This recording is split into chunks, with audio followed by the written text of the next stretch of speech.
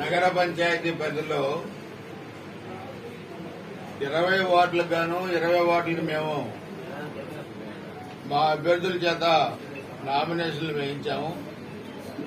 అదేవిధంగా 8, 9, 10 వార్డులు 3 వార్డులు కూడా జనసేనకి కూడా కేటాయించడం జరిగింది. అదేవిధంగా 17వ వార్డులో డాక్టర్ వరలక్ష్మి గారు చైర్మన్ అభ్యర్థిగా మా పార్టీ నుంచి బరిలో ఉన్న డాక్టర్ వరలక్ష్మి గారు 17వ వార్డుకి నామినేషన్ వేయడం జరిగింది. ఆ నామినేషన్ ప్రక్రియలో అదేవిధంగా ఇక్కడ బెల్లంకొండ భారతీ బద్రి అదేవిధంగా ముస్లిం కమ్యూనిటీ నుంచి 3 కమ్యూనిటీ నుంచి కూడా మనం చైర్మన్ అభ్యర్థులుగా పెట్టుకున్నాం. అదేవిధంగా బీసీ కులాల నుంచి వడ్డీరా కమ్యూనిటీ నుంచి అదేవిధంగా వీళ్ళని వైస్ చైర్మన్ గా పెట్టుకుంటున్నాం. ఈ 3 వార్డులు జనసేనకి కేటాయించిన వార్డులలో 10వ వార్డులో మా 2 నామినేషన్లు. దీంట్లో ఎలిశెట్టి అప్పారావు 1, 2 రామసుబ్బయ్య 1, రచ్చాల రామశైలయ్య ఈ 2 తెలుగుదేశం తరఫున నామినేషన్లు వేశారు. నామినేషన్లు వేసేటప్పుడు పోలీస్ క్లియరెన్స్ సర్టిఫికెట్ మ్యాండేటరీ కాదన్నారు మున్సిపల్ కమిషనర్ గారు, అవసరం లేదన్నారు. మాకు ఎందుకు డౌట్ వచ్చింది. నేను మ్యాండేటరీ కాదన్నా నేను అన్ని కూడా తీసుకొని అన్ని వార్డుల్లో మేము సబ్మిట్ చేశాం. పోలీస్ సర్టిఫికెట్ కూడా సబ్మిట్ చేశాం. దానిలో భాగంగా ఈ 10వ వార్డులో ఇది మేము సబ్మిట్ చేసిన police certificate Elisetti Apparao TDP candidate. అదేవిధంగా డమ్మీ క్యాండిడేట్ గా రామసుబ్బయ్య ఇది పోలీస్ సర్టిఫికెట్. ఈ వార్డులో ఎండిఓ దాచేపల్లి ఎండిఓ ఆమె కావాలని చెప్పి ఈ వార్డుకి ఎన్నికల అధికారిగా వేయించుకొని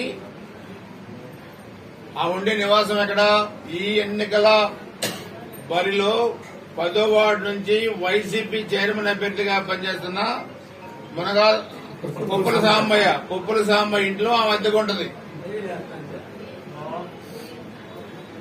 ఆ రుణం తీసుకునే పరిస్థితుల్లో పాపం మున్సిపల్ కమిషనర్ మ్యాండేటరీ కాదని చెప్పబోతే ఆమె నోరు మూసేసింది. నైట్ అన్ని తీసేసి నామినేషన్ పత్రాల్లో ఉన్న పేపర్లు తీసేసి ఈ 10వ వార్డులో జనసేన నామినేషన్లు మా నామినేషన్లు అన్ని రిజెక్ట్ చేసి వాళ్ళ చైర్మన్ అభ్యర్థిగా రూట్ క్లియర్ చేశారు. అదేవిధంగా 17వ వార్డులో నిన్న నేను కూడా వెళ్ళాను నామినేషన్ కి. అడిగాను నేను నామినేషన్ పత్రాల్లో ఏమన్నా పొరపాట్లుంటే ఇప్పుడే మీరు చెప్పండి, మేము సరి చేసుకుంటాం అడిగాను. అన్ని చూశారు, అన్ని బాగున్నాయి, ఓకే అన్నారు. నేను 1-2 సార్లు అడిగాను. క్యాస్ట్ సర్టిఫికెట్ లో తేడా ఉందని దాని కారణం చూపెట్టి డాక్టర్ గారి వరలక్ష్మి గారికి రిజెక్ట్ చేశారు నామినేషన్. ఫస్ట్ నుంచి కూడా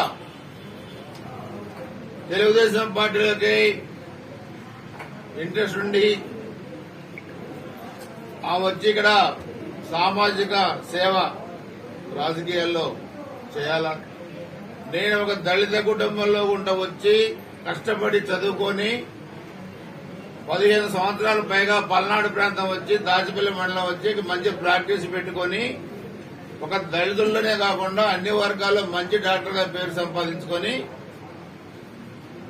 నిజంగా ఎవరైనా డాక్టర్ ఎవరైనా ఉంటే రూలింగ్ పార్టీలో జాయిన్ అయ్యి రూలింగ్ పార్టీలో రాజకీయాలు రావాలని అనుకుంటారు.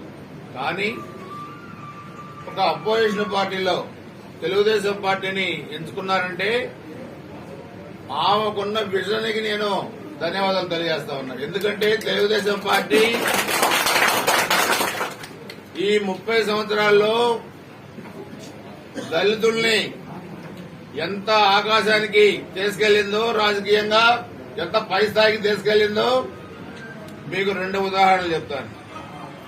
ఒకటి మంత్రిగా, ఆంధ్రప్రదేశ్ శాసనసభ స్పీకర్ గా ప్రతిభా భారత గారిని చేసింది తెలుగుదేశం పార్టీ. గంటి మోహన చంద్ర బాలయ్య గారిని ఒక అడ్వకేట్ దళిత కుటుంబంలో పుట్టిన అడ్వకేట్ బాలయ్య గారిని రాష్ట్ర మంత్రి చేయడంతో పాటుగా